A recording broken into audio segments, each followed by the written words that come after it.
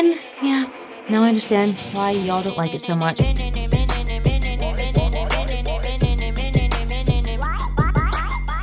Hey guys, it's Amanda. I made an American versus British candy video months back, and I had so many comments saying that American chocolate tastes like vomit. It's true. Obviously, growing up, eating it, I definitely have no idea what everyone was on about. Like, I get a Hershey's bar every now and again. It just takes me back to my childhood. Plus, it's yummy. No vomit taste here.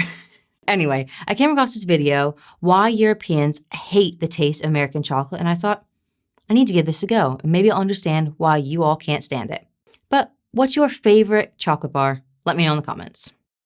While us Americans are mindlessly chomping away at our Hershey's bars, some of our friends across the pond are kinda disgusted by what we're eating, even though it tastes good to us.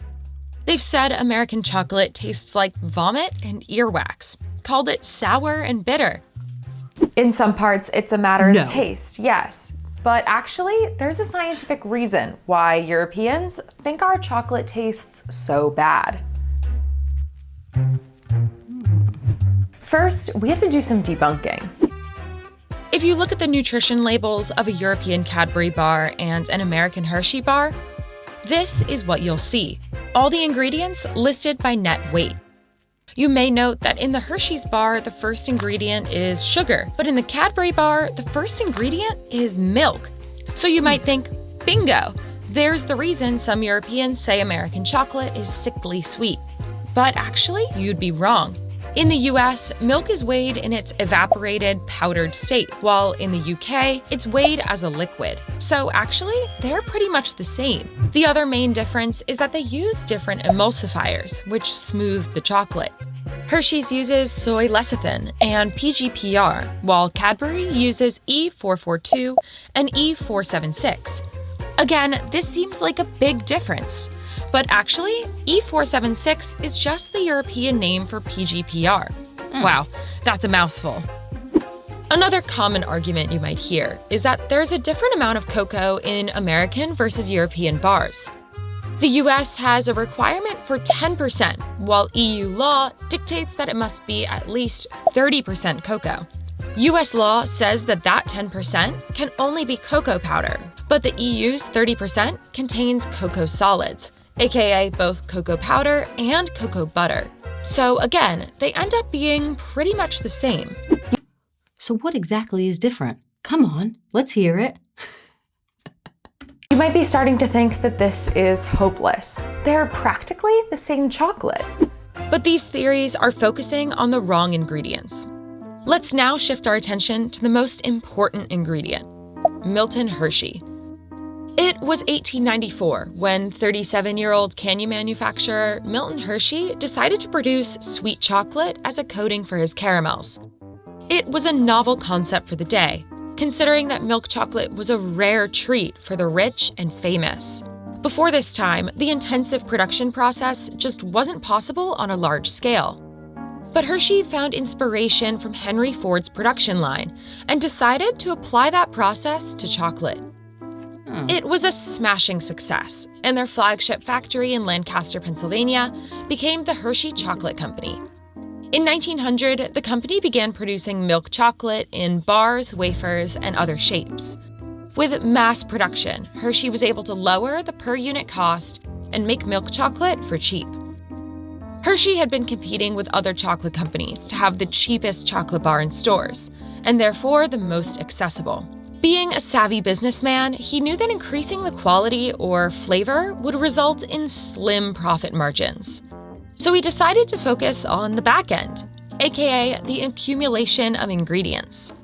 After he fine-tuned his cacao, he decided to focus on the next most important ingredient in a chocolate bar, the milk. And at the time, the early 1900s, fresh milk could not be legally stored for longer than 72 hours. That put a real cramp in Hershey's style, considering that after 72 hours, any unused milk had to be thrown out. And having fresh milk in chocolate meant that it couldn't be stored as long, even in bar form. So Hershey developed a process to do something to the milk in 1930. It's actually still a trade secret to this day, but experts speculate that he created a secret process to alter the milk. It kept the milk fresh past 72 hours. It gave Hershey the edge. This Mr. Hershey, he is quite the man. Like, can you imagine being the one to invent a chocolate brand? You'd have so many friends. Everyone would be like, "What's up, Mr. Hershey?" But not just that. I've actually been to Hershey World. I know they show like a tiny little picture of it so many times. Like, we loved it as kids. You go on like a little ride around the factory and you get to see how the chocolate's been made. And then at the end, you obviously get like a little tiny chocolate bar to eat. But there's also Hershey Park, which is a huge amusement park in, you've guessed it, Hershey, Pennsylvania. And there's tons of rides and is definitely worth a visit if you're ever there in Pennsylvania, that is. To make the cheapest and most widely accessible milk chocolate. But that process had an unexpected effect on the chocolate itself. The secret method is known today as lipolysis. In lipolysis, enzymes introduced to milk break down fatty globules into smaller, more stable fat molecules. In order to kickstart this process, you first need butyric acid. It's a compound that partially sours the milk, but does give it greater shelf life. The resulting flavor is instantly recognizable. It's also found in Parmesan cheese and vomit. And particularly high quantities of it are found in baby's vomit. Ew. It's sour and bitter, sometimes in a good way, like pungent cheeses, and sometimes in a bad way, obviously. It was first discovered in 1814 by French scientist Michael Chevrel, who was interested in finding the chemical responsible for the smell of butter that had gone bad. It's also the chemical responsible for that wet dog farmyard smell. It's secreted from dogs' anal glands, so try not to think of that next time you eat a Hershey's Kiss. But don't worry, the butyric acid in chocolate is from milk. Today, European chocolates are preserved for similar amounts of time by using different chemical preservatives and specially sealed plastic packaging. But Cadbury still recommends that their milk chocolate is consumed within a year of it being produced. So does Hershey, so by now they're pretty similar. Lipolysis allowed Hershey's chocolate to take a resounding lead in the American chocolate wars. But World War II is what caused the taste of this chocolate to conquer American palates. During the war, Hershey's chocolate scored a coveted contract to make military D rations for the American Army. By 1945, Hershey was producing around 24 million bars a week for soldiers. These bars were a staple in the diets of the hundreds of thousands of soldiers away at war. They were so beloved that Hershey was awarded 5 Army-Navy E-Production Awards. In contrast, Cadbury, Hershey's biggest European competitor, offered up its factory to make airplane parts and manufacture wartime supplies.